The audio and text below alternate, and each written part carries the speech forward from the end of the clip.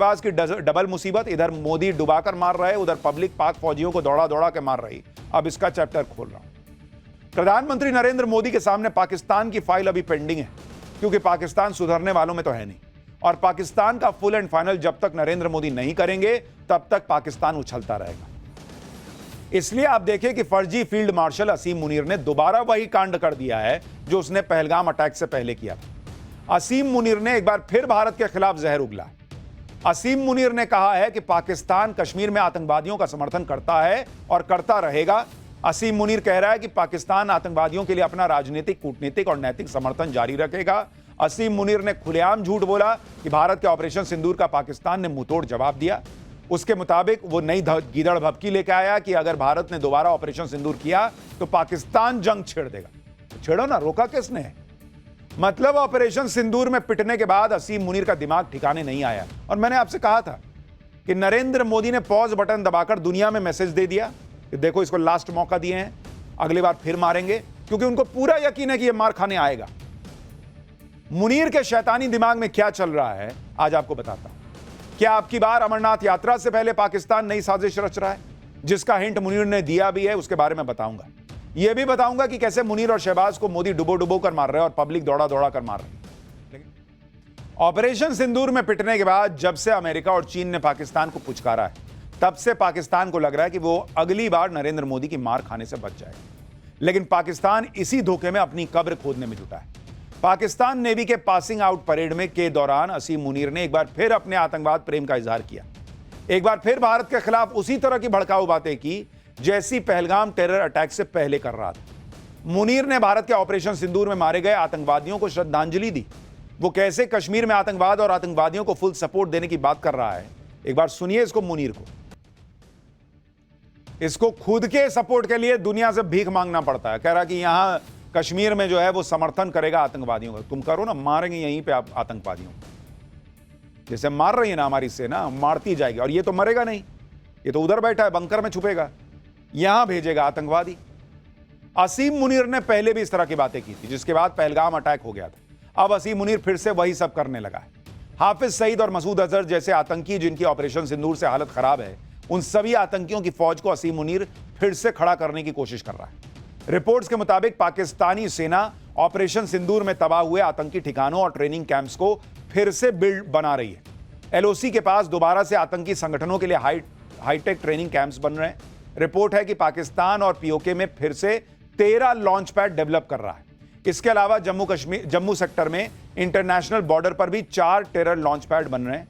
इस बार terror camps में radar और सैटेलाइट को चकमा देने वाली तकनीकों का भी इस्तेमाल कर रहा है पाकिस्तान। यानी ये नहीं सुधरेगा, ये लिख के हमने आपको पहले भी कहा था, रख लीजिए, और वही हो रहा है। इतना ही नहीं, ऑपरेशन सिंदूर में मारे गए आतंकियों के जनाजे के बाद अब पाकिस्तानी फौज ने तबाह हुए आतंकी अड्डों के रिनोवेशन की जिम्मेदारी भी अपने कंधे पर उठा ली है। जैश और लश्कर के हेडक्वार्टर को दोबारा से खड़ा करने के लिए पाकिस्तानी फौज ने अपनी जेब से 40 करोड़ रुपए का फंड जारी किया, और यह सब असीम मुनीर के ऑर्डर पर हो रहा है, जो एक तरफ तो अपने पालतू आतंकवादियों को दोबारा भारत के खिलाफ खड़ा कर रहा है, दूसरी तरफ कश्मीर के नाम पर पब्लिक को भड़काने में जुटा है। एक तो अंग्रेजी में बोल किसके ले रहा है, पाकिस्तान में कितने लोगों को समझ ही आएगा। असीम मुनीर जैसी बातें कर रहा है, उससे लग रहा है कि पाकिस्तान को ऑपरेशन सिंदूर की दूसरी डोज देने का वक्त बहुत जल्दी आने वाला है। पिछली बार जब असीम मुनीर ने भारत के खिलाफ जहर उगला था तो पहलगाम में अटैक हुआ था, और इस बार भारत के खिलाफ मुनीर के भड़काऊ बयान अमरनाथ यात्रा से ठीक पहले आए। एक्सपर्ट्स के मुताबिक पाकिस्तान के आतंकवादी इस मौके पर टेरर अटैक की कोशिश कर सकते हैं। स्लीपर सेल और आतंकवादी सरगना मुनीर के बयान को आतंकी हमले का आदेश मान सकते हैं।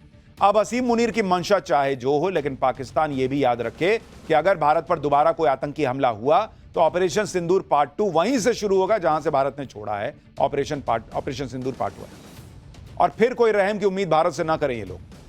असीम मुनीर भी यह बात समझ रहा होगा कि ऑपरेशन सिंदूर के बाद पाकिस्तान में अब वो दम नहीं है कि वो भारत से पंगा ले सके। इसलिए असीम मुनीर अपनी कमियों को छिपाने के लिए भारत के खिलाफ बयान दे रहा है, क्योंकि ऑपरेशन सिंदूर में भारत से मुंह की खाने के बाद असीम मुनीर की पहले ही मिट्टी पलीद काफी हो गई। ऊपर से पाकिस्तानी फौज को पाकिस्तान के अंदर ही खुली चुनौती मिल रही है। बलूचिस्तान में विद्रोह इतना बढ़ चुका है कि पाकिस्तानी फौजियों को पकड़ पकड़ कर मारा जा रहा है। अब पाकिस्तान में इस्लामिक स्टेट खुरासान प्रोविंस की एंट्री हो गई, जिसने बलूचिस्तान के पहाड़ों में अपनी ट्रेनिंग कैंप बनाने का दावा किया है। तहरीके तालिबान पाकिस्तान ने भी अब पाकिस्तानी फौज पर हमले तेज कर दिए। अभी शनिवार को ही तहरीके तालिबान पाकिस्तान ने वजीरिस्तान में पाकिस्तानी फौज के काफिले पर सुसाइड अटैक कर दिया। इसका वीडियो भी टीटीपी ने जारी किया है, जिसमें दिख रहा है कि पाकिस्तानी फौज की एक गाड़ी के पास ब्लास्ट होता है और वहां पर गोलीबारी भी होती है।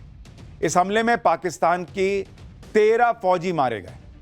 टीटीपी ने 24 जून को भी दक्षिणी वजीरिस्तान में पाकिस्तानी आर्मी पर हमला किया था, जिसमें 2 आर्मी अफसर मारे गए। इनमें से एक पाकिस्तानी कमांडर मोइज अब्बास भी था, जिसने भारतीय वायुसेना के विंग कमांडर अभिनंदन वर्धमान को पकड़ा था। टीटीपी के साथ ही बलूचिस्तान में भी पाकिस्तानी फौजियों को चुन चुनकर मौत के घाट उतारा जा रहा है। पाकिस्तानी खुफिया एजेंसी आईएसआई के अधिकारियों और फौज के अफसरों की हत्याओं से मुनीर के फौज की भद पिट रही है। ऐसे माहौल में पाकिस्तानियों का ध्यान भटकाने के लिए भारत विरोधी बातें करना पाकिस्तान की फौज की पुरानी आदत है और असीम मुनीर भी उसी आदत से मजबूर होकर यह सब कर रहा है।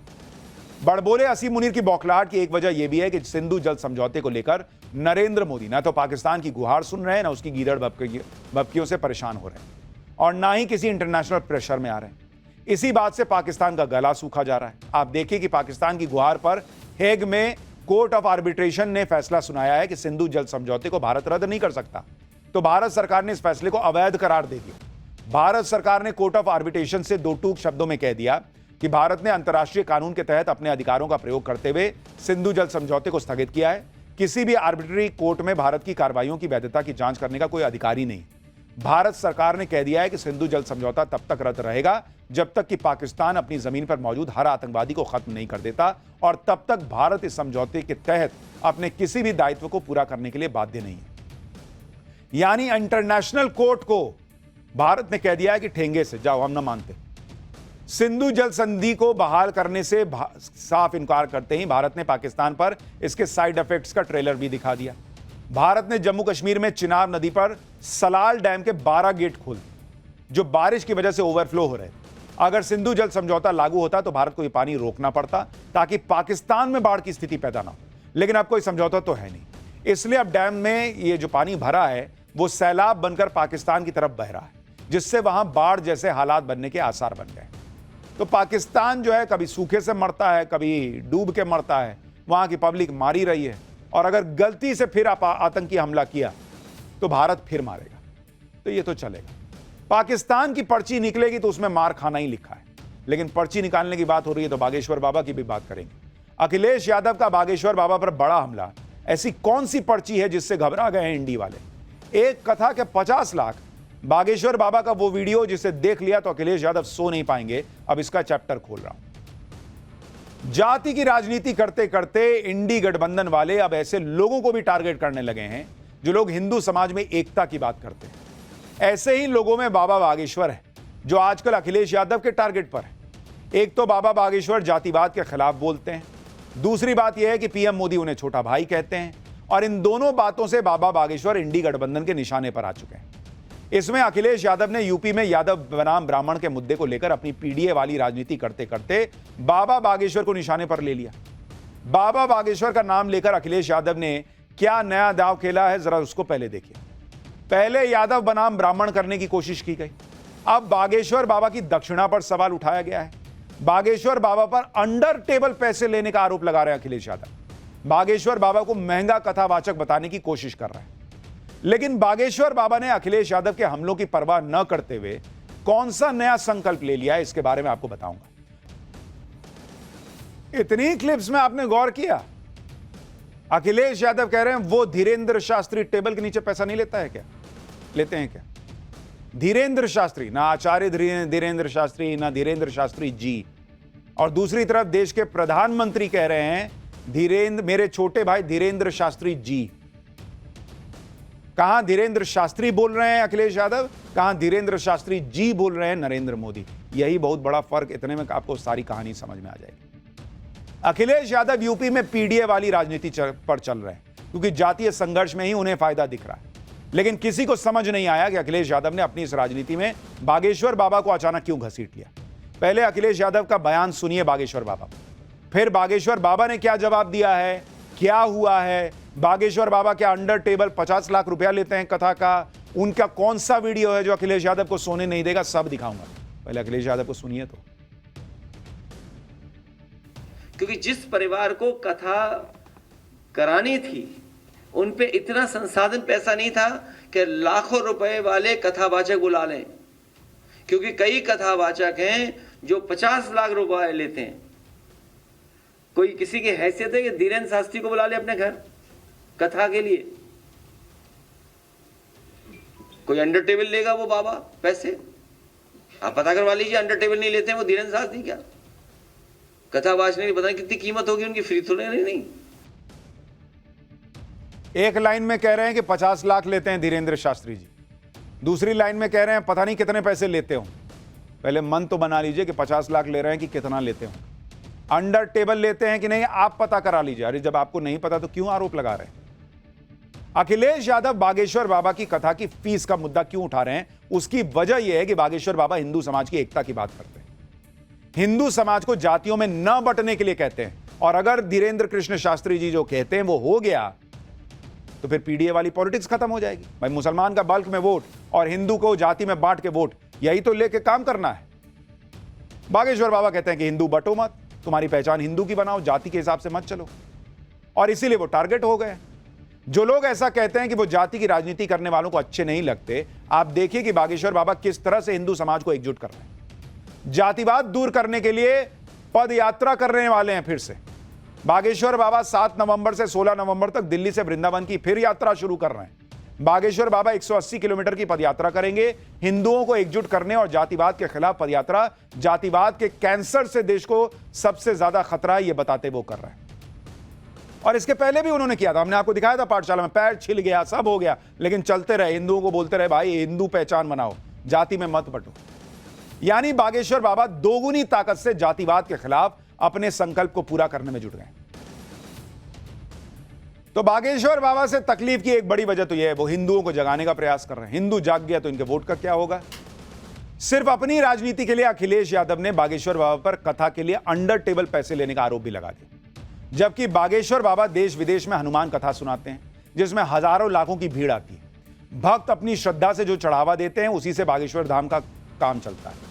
और चढ़ावे की रकम से भी बागेश्वर बाबा अपने लिए कुछ नहीं करते, बल्कि वो इन पैसों का सामाजिक कार्यों में इस्तेमाल करते हैं। आप देखिए कि बागेश्वर बाबा पैसा कहां इस्तेमाल करते हैं। एमपी के छतरपुर कैंसर हॉस्पिटल को बनवा रहे हैं, जिसमें 200 बेड का हाईटेक कैंसर हॉस्पिटल बनने जा रहा है।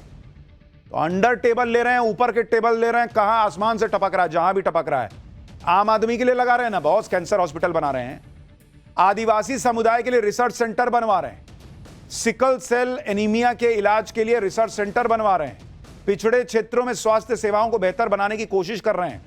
गरीब बेसहारा लड़कियों की शादी के लिए वार्षिक समारोह होता है। इस साल महाशिवरात्रि पर 251 गरीब कन्याओं का विवाह कराया। बागेश्वर धाम में अन्नपूर्णा रसोई की स्थापना की है। रोज हजारों भक्तों को निःशुल्क भोजन कराते हैं। प्राचीन वैदिक अध्ययन और संस्कृत को बढ़ावा देने के मकसद से शिक्षा के माध्यम से धर्म संस्कृति को संरक्षित करने का प्रयास कर रहे हैं। तो ये पैसा खर्च यहां हो रहा है बॉस। 50 लाख क्या, 1 करोड़ क्या, ये आदमी तो 5 करोड़ भी ले तो इनको देना चाहिए, क्योंकि गरीबों के काम में लगा रहे हैं। सैफई महोत्सव नहीं करा रहे, सलमान खान और दूसरे एक्टर्स को बुला के वहां नाच गाना नहीं करा रहे हैं, गरीबों की शादियां करा रहे हैं, कैंसर हॉस्पिटल बना रहे हैं। और ये काम क्या हवा में हो जाएगा, फ्री में हो जाता है क्या? बागेश्वर बाबा की कथाओं में आने वाला चढ़ावा, भक्तों के दान से ये सारे काम हो रहे हैं। जैसे बागेश्वर बाबा गरीब कन्याओं का सामूहिक विवाह का आयोजन करवाते हैं, जिसमें शामिल हर लड़की को बागेश्वर बाबा अपने सामर्थ्य के हिसाब से शादी का तोहफा देते हैं। बागेश्वर बाबा किसी भी कन्या को खाली हाथ विदा नहीं करते। इन गरीब और बेसहारा लड़कियों को बागेश्वर बाबा अपने परिवार के सदस्य की तरह मानते हैं और इनकी विदाई में भावुक भी हो जाते हैं। यह सब करने के लिए बागेश्वर बाबा दिन रात काम कर रहे हैं। और जब इस तरह के आरोप लगते हैं तो बागेश्वर बाबा का भी दर्द छलक आता है। बागेश्वर बाबा का जीवन संघर्षों से भरा रहा है। बागेश्वर धाम के पीठाधीश बनने से पहले धीरेन्द्र कृष्ण शास्त्री जी का जीवन बहुत गरीबी और अभावों में गुजरा। मध्य प्रदेश के छतरपुर के गढ़ा गांव में बागेश्वर बाबा का पुराना मकान आज भी है, जिसमें उनका बचपन गुजरा। 1 कमरे का छोटा सा मकान था वो, जिसमें 5 लोगों का परिवार रहता था। मैं गया था, मैंने खुद उस घर को देखा है बॉस। ढंग से बैठने की जगह नहीं है उस घर में। बरसात में मकान की छत से पानी टपकता था और कई बार ऐसा भी हुआ कि घर में खाने तक के लिए कुछ नहीं होता था। मैंने छतरपुर के गढ़ा गांव में बागेश्वर बाबा का जाकर इंटरव्यू लिया था, तो बागेश्वर बाबा ने खुलकर अपने संघर्षों के बारे में बताया। ये पंखा देखिए बॉस, ऐसे घर में रहे हैं वो। एक बार वो आपको घर, वो बातें दिखाता हूं, जो लोग 50 लाख रुपए अंडर टेबल की बात कर रहे हैं, वो देखें आचार्य धीरेन्द्र कृष्ण शास्त्री जी किस जीवन को जिए हैं। बरसात आती थी तो विचित्र स्थितियां, बरसात में छप्पड़ खप्पड़ का घर था, अभी शेड डलवाया है ताकि ये सुरक्षित रहे। तो बरसात में खप्पर से बूंदें गिरती थी, बारिश होती थी, कई बार भर जाता था पानी। परिस्थितियां बहुत विचित्र स्थितियों से गुजरे। कई बार चूल्हे में लकड़ियां लगी रहती थीं पर रोटी की व्यवस्था नहीं होती। अब आप विचार करो, जिसका इतना बड़ा घर हो उसकी समृद्धता कितनी होगी। 5 लोग थे, हमसे छोटी एक बहन, एक छोटा भाई। पिताजी कुछ करते नहीं थे, हम 5 यहीं रहते थे। पुरोहित कर्म कांड करना, उसके बाद फिर भिक्षायाटन करना। भिक्षा मांगते थे गांव में, पूरा गांव जो है जो मांग कर मिलता था उसी से भोजन। तो कई बार ऐसे दिन बीते, हमने अपनी माँ को एक साड़ी में देखा, एक साड़ी में हमारी माँ ने, हमने एक पजामा, अभी भी एक पजामा हमने रखा है, एक पजामे में 1.5 महीना गुजारा। रात को यहीं बाहर एक अर्गनी कहलाती तार, तो एक रस्सी बांध लेते थे, उस रस्सी पर धुल करके तौलिया हमने लपेट ली, उस पजामा को टांग देते थे सुखाने। सुबह उसी को पहन करके स्कूल जाते थे पढ़ने के लिए, कभी पुरोहित कर्म करने के। तो बहुत अभाव में जीवन, मतलब अति संघर्ष की एक पराकाष्ठा होती। बागेश्वर बाबा से लोगों का जुड़ाव इसलिए है क्योंकि बागेश्वर बाबा वही जीवन जीते हैं जो एक आम आदमी जीता है, या उससे और गरीब आदमी जीता है, उससे निकले हैं। अखिलेश यादव ये बात नहीं समझ पाएंगे। उनके पिताजी ने बहुत संघर्ष किया था। अखिलेश यादव को तो बहुत कुछ थाली में सजा के मिला है भाई, उनकी पॉलिटिक्स। मुलायम सिंह यादव ये जरूर समझ पाते कि बागेश्वर बाबा क्या कर रहे हैं और क्या कह रहे हैं। धीरेन्द्र कृष्ण शास्त्री जी आज भी बागेश्वर धाम में ही रहते हैं। आज दुनिया भर में बागेश्वर बाबा के चाहने वाले, उनकी कथाओं में लाखों की भीड़ आती है, लेकिन बागेश्वर बाबा के रहने का तरीका अब भी नहीं बदला है। बागेश्वर बाबा अब भी एक छोटे से कमरे में रहते हैं।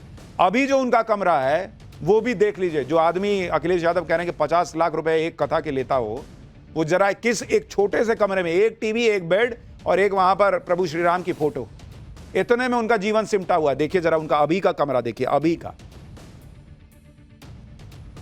महाराज जी का कमरा देखकर आपको यकीन नहीं होगा कि आप क्या देख रहे हैं। शॉकिंग है ये देखना कि महाराज जी आप यहां रहते हैं।